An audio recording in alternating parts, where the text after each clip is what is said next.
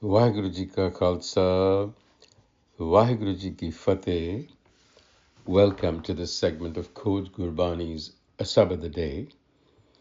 We continue with Dhanasari Mahalla Panjwa, composition of the fifth Nanak, Guru Arjan, and the recitation followed by a reflection.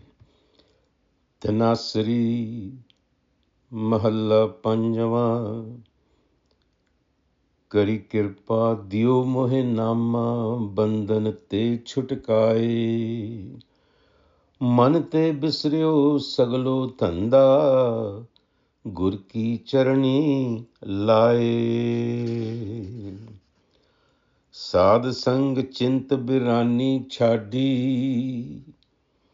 अहम बुद्ध मोह मन बासन देकर गढ़ है गाड़ी ना को मेरा दुश्मन रहा ना हम किसके बैराई ब्रह्म पसार पसारियो भीतर सतगुर ते सोजी पाई सबको मीत हम आपन कीना हम सबना के साजन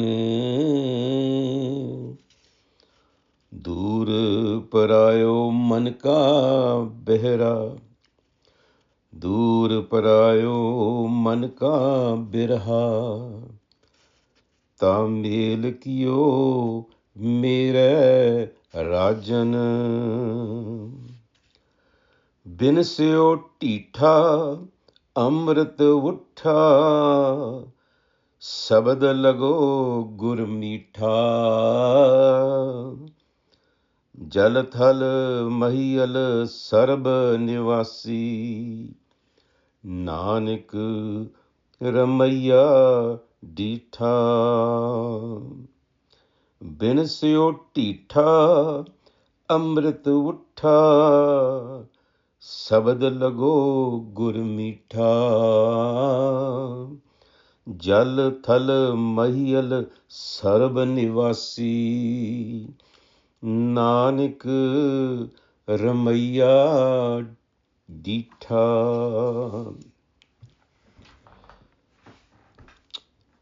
Talks about the transformation that occurs when the ego is relieved of its preoccupations.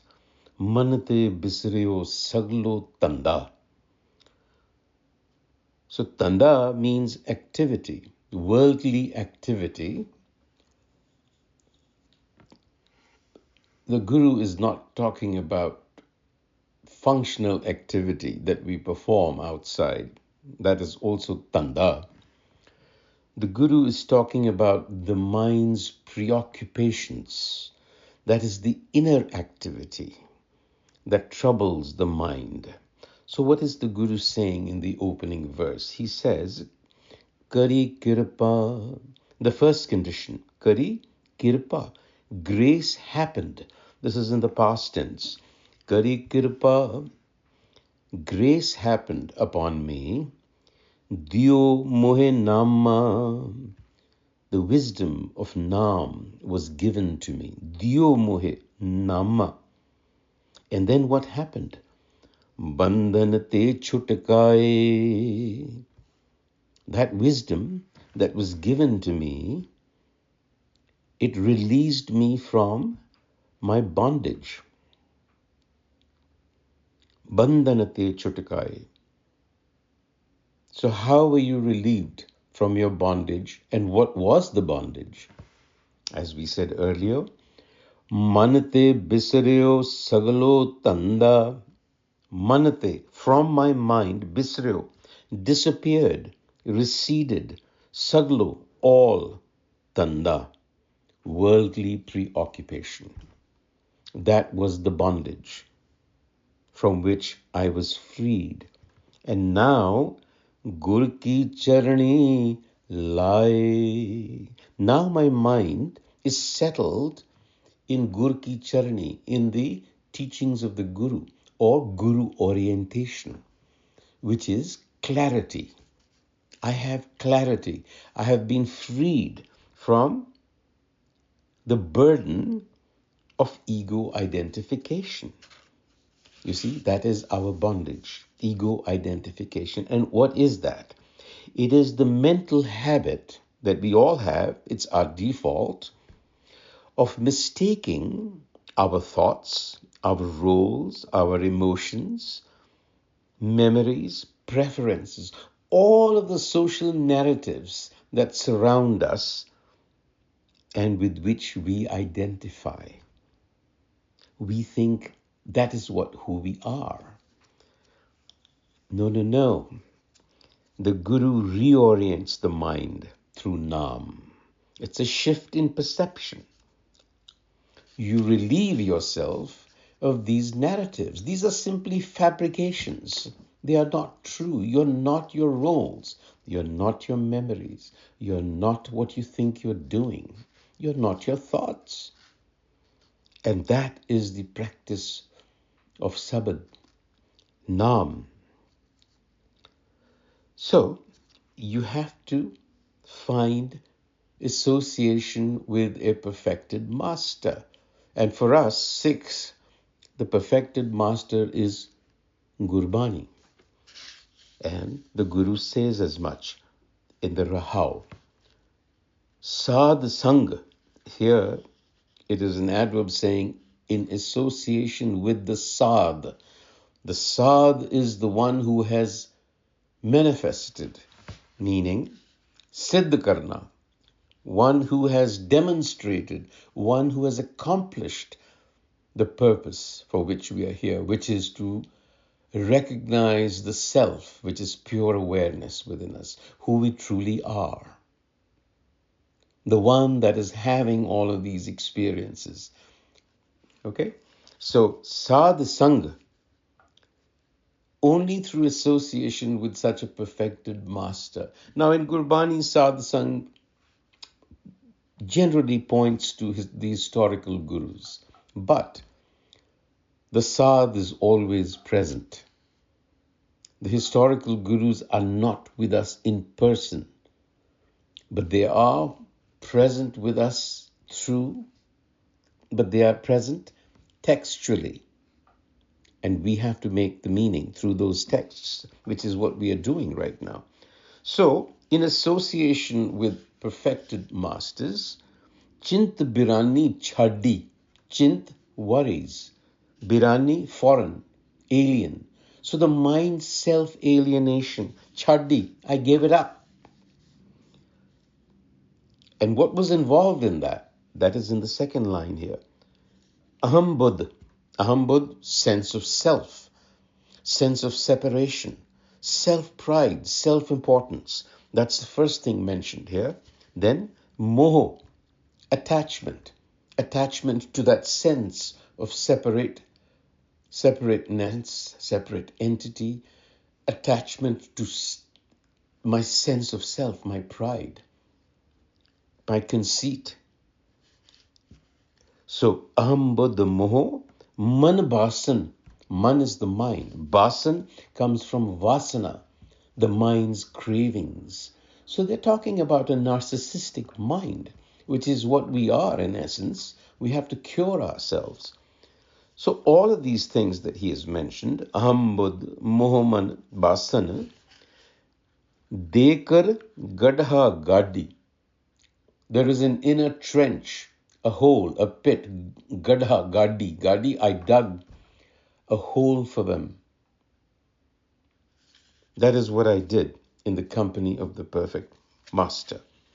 So what is happening here is that the Guru is teaching you that your attachment to yourself or self-importance, moho, your delusion, you're deluded.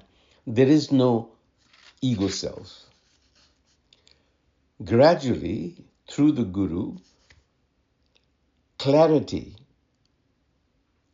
appears in the mind, and you're able to distinguish between what is truly a functional concern, namely taking care of your family, your responsibility. That is functional, has to be done. And the difference between them and ego-generated anxiety loops that we live in. Fear, comparison, insecurity, grasping at things. You have to distinguish. So the Guru distinguishes that for you. Your mind attains that clarity. And when clarity arises, there is a space left because all of this dismantling creates that inner trench, that space, that hole. It just dissolves into that hole. Then what happens? Na ko mera dusman rahya. Now I have no enemies. Na hum kiske bairai. Nor am I in conflict with anyone. Right? Where the mind was cleared of its delusions, then na ko mera dusman reha. Now you could take this literally, if you wish. Dushman, there are peoples you perceive as enemies. Well, you no longer perceive them as enemies. But the deeper meaning here for Dushman and Berai is really your inner passions, the thieves as we call them, Kam, Krodh, Lobh, Moh, Ahankar. These are your enemies. These are the ones that cause you to be in inner conflict. So the Guru is saying, Na ko mera dusman reha, na hum kiske bairai.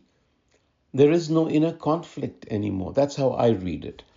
Because when there is no inner conflict, there is no outer conflict.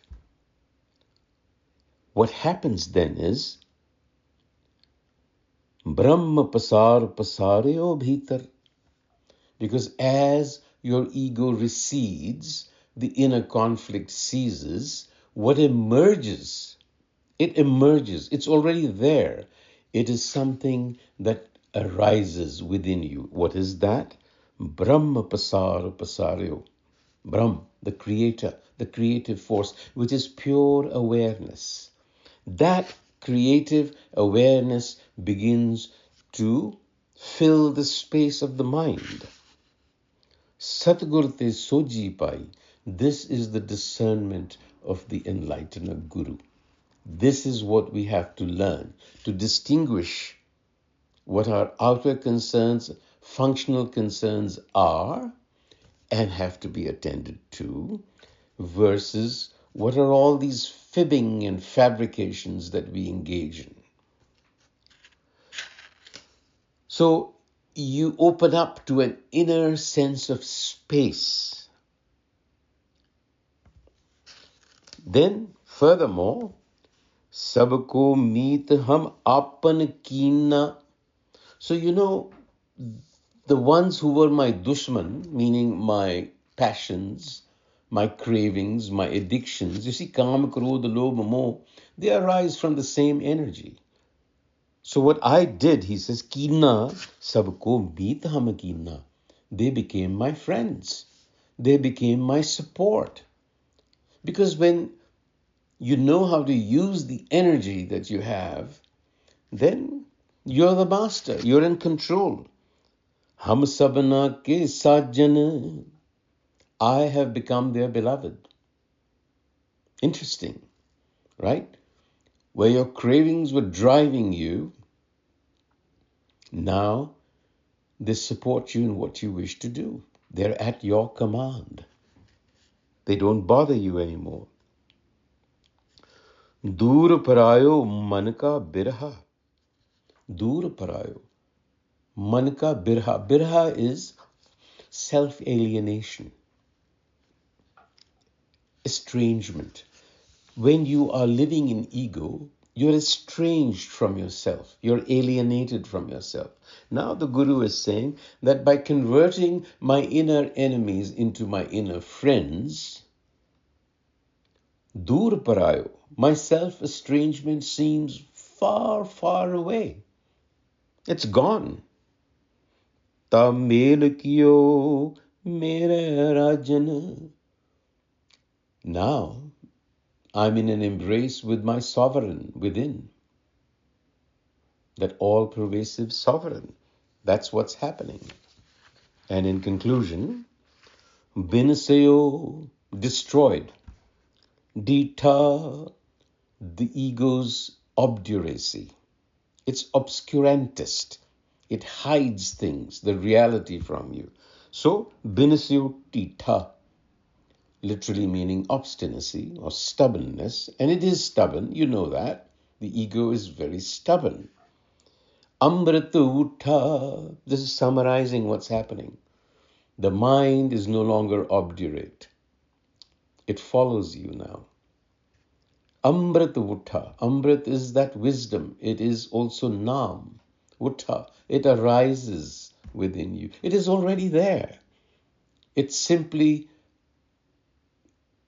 comes to the surface because the ego had submerged it. Sabad-a-day Guru Meetha. The word of the Guru, the instruction of the Guru is now Meetha, sweet. What that means is it's natural because it is naturally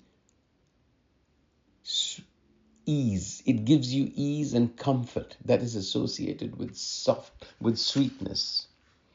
Jalathal Mahiyala Sarabhanivasi, the one